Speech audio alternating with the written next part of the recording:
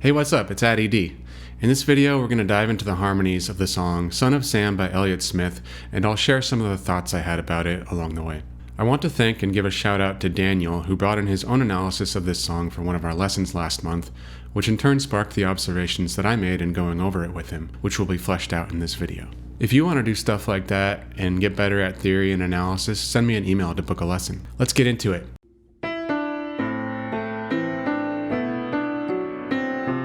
As in much harmonic analysis, it's a good tip to work backwards. You'll better see where the motivations lie and understand the logic behind certain progressions that at first seem complex. Where does the sequence end? Where was it trying to get all along? The reasons get more obvious the closer you get to the source, the resting place. For the sole purpose of this discussion, the standard Elliott Smith perfect authentic cadence, or SPAC, will be major 2, 4, 1. In the key of C, that would give us D, F, and C. The most crucial part of this cadence is the chromatically descending inner line, starting on the third of the 2 chord, the root of the 4 chord, and coming to rest on the third of the 1 chord. That last bit is also known as a plagal cadence, or 4-1. Relating to the scale we're in, that inner line would be the sharp 4, the natural 4, and the third. When in a minor key, Elliott Smith will sometimes borrow the cadence from the relative major when he doesn't feel like tacking on a 5 chord, like he did here at the end of the verse.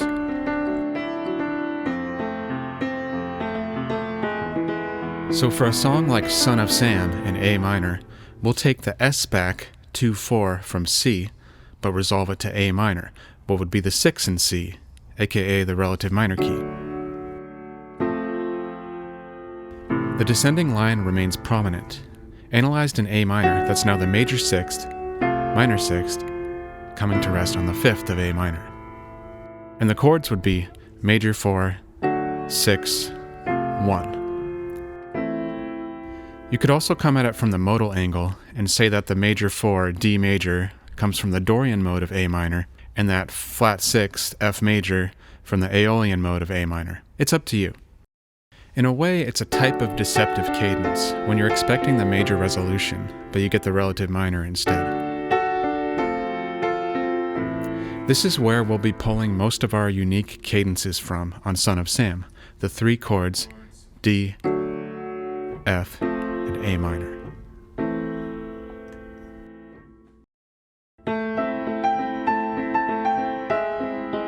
This intro chord progression was something that I always wondered about. Seemed like it was playing a trick on me, the way it started off with a familiar descent and then something shifted, and it seemed to just keep descending without really getting very far. The way I'd personally describe it is like a Shepard tone effect applied to line cliché. So let's go over those 2 terms.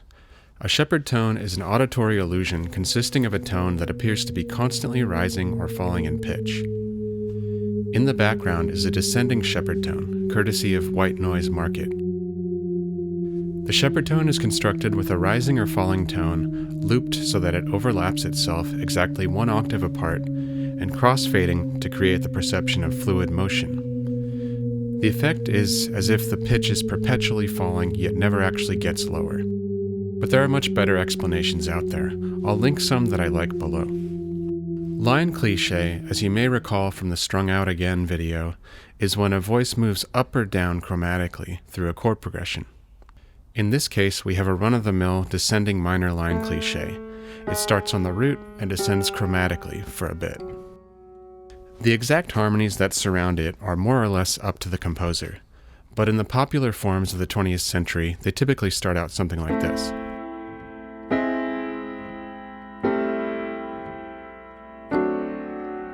You know, like...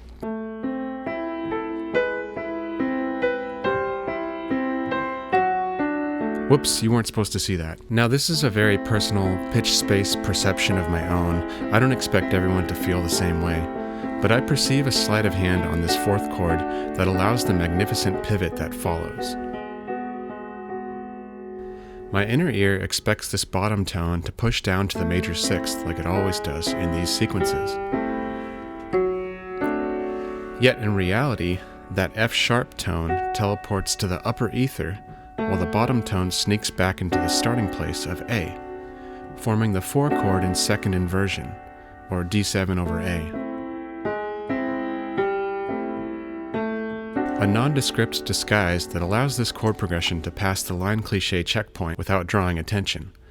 So the descending line has not wholly vanished, but been placed up the octave, much like the Shepard tone illusion. The fact that the elusive F-sharp is highlighted by the melody in the right hand also helps to cover up the abandon that the bass has committed.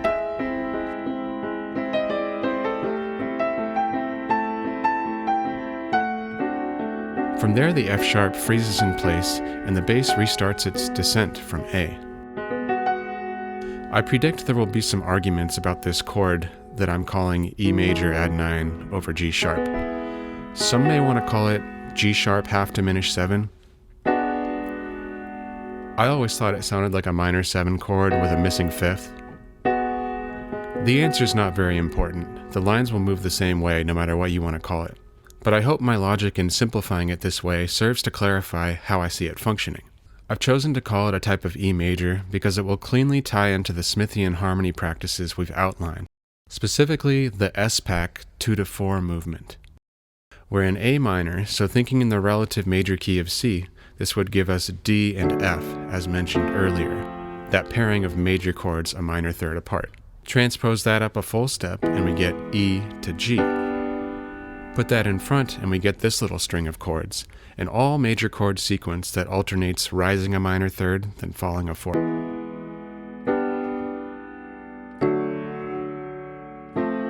Put every other chord in first inversion and we have a chromatic bass line. Add a few extensions and you get the real thing.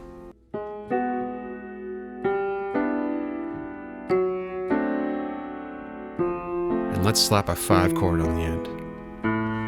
We'll play through that intro now to observe that first vanishing descent from A in orange and the second descent from A in teal. Note that the second one is displaced to the start of the 4th measure, a metrically weak place, therefore less conspicuous.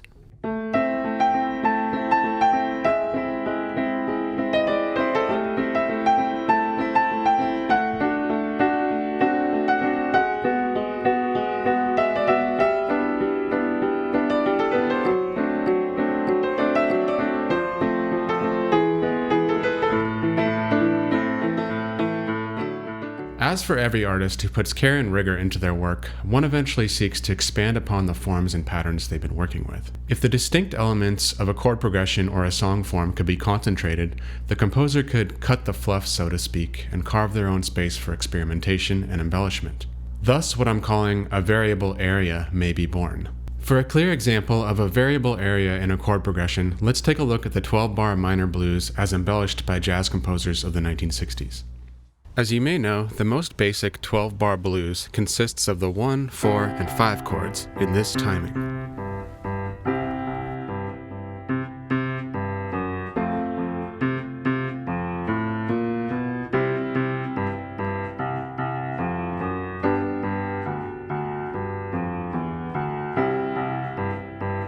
When translated into minor, a variable area began to appear on the 9th and 10th measures, where the 5 chord would usually make some appearance. In that spot, you could do something weird in the tension space, and it would still pass as a blues tune. As illustrated in John Coltrane's Equinox, putting a 6 before the 5 was common.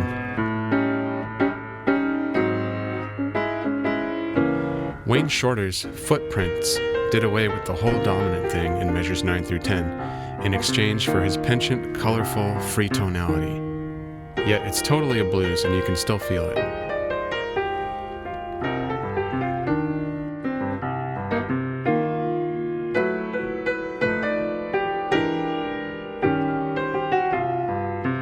Horace Silver was able to sub measures 5 through 6, where the 4 chord usually goes, for the 6 chord with the dominant 7 in Senor Blues.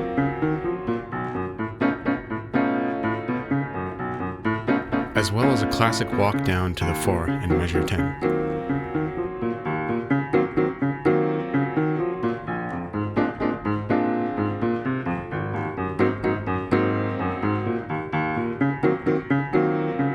In Son of Sam, we'll see it demonstrated that the 2 is one of the most variable areas of the deceptive S-back. It's subject to the most experimentation and embellishment.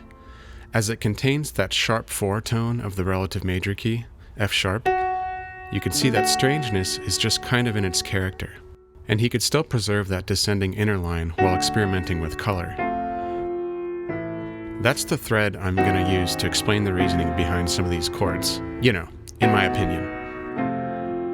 Here I've got the chords to the chorus in a simplified block chorale voicing. It's worth noting that we have 2 3-bar phrases. Here they are stacked on top of each other so that we can compare vertically as we go. The second phrase appears to be an echo of the first, meaning they're almost identical in function. They have the same goals, but a couple chord substitutions, which made me question why he didn't just play the same thing twice. Let's hear him back to back and see what you think.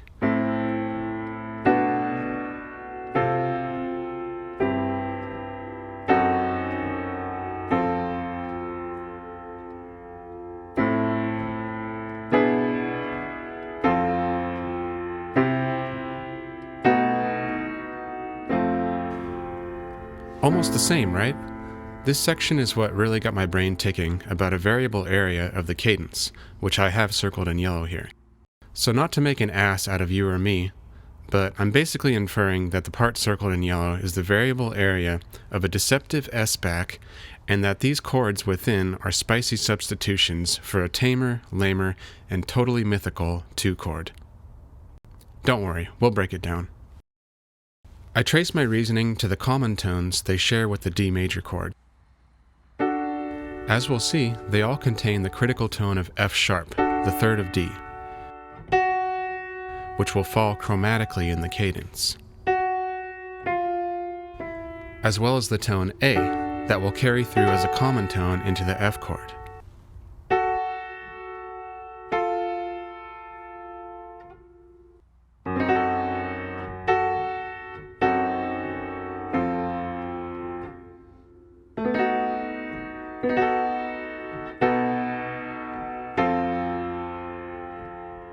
Consequentially, I was forced to follow my logic to the demoralizing task of making this progression lamer by unsubbing that chord in both the phrases for the more basic D major chord.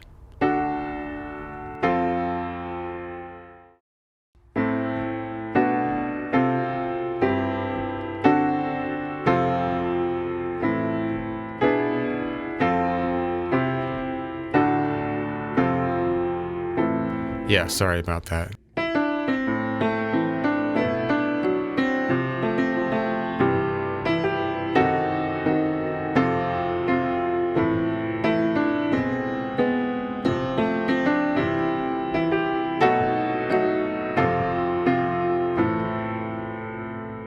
So, to review,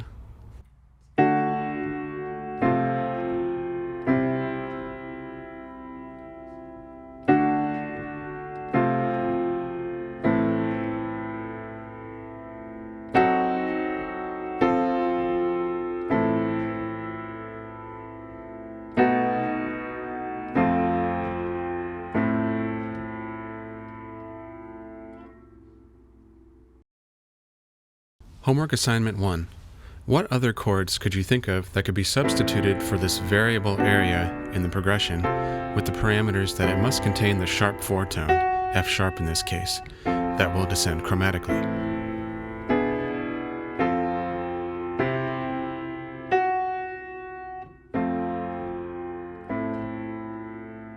Homework Assignment 2. In the context of the S-back or the deceptive S-back, come up with an applicable substitution for the 4 chord that is more interesting to you. It must contain the natural 4 tone, F in this case,